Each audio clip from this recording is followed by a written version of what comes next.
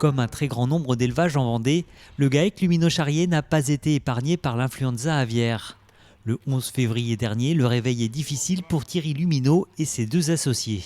L'élevage qui est là, le bâtiment qui était plein de dindons, a tout crevé en 72 heures.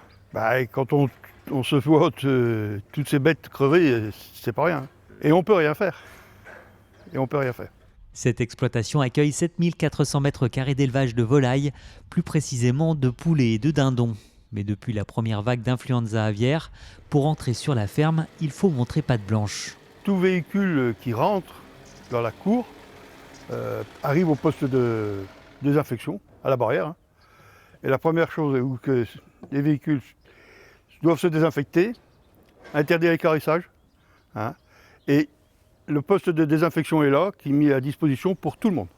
Et toujours dans un souci de biosécurité, des périmètres de protection ont aussi été établis. On a un premier périmètre où personne ne peut approcher du bâtiment. Une zone vraiment réservée qu'à l'exploitant. Ce qu'on a clôturé.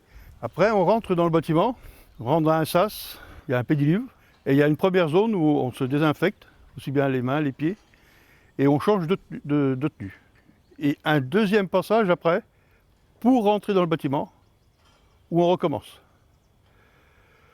Alors après, je ne sais pas ce qu'on peut faire de plus.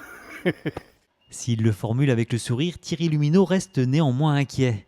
Pendant ce mois d'octobre, déjà 4 foyers de grippe aviaire ont été signalés dans des élevages vendéens. On sent que ça revient, que c'est dans la faune, que ça traîne, quoi. On a l'inquiétude que ça recommence. Depuis le mois de mai dernier, un vaccin est en cours d'expérimentation dans le Gers et dans les Landes. Une lueur d'espoir pour ces éleveurs qui craignent une seconde vague.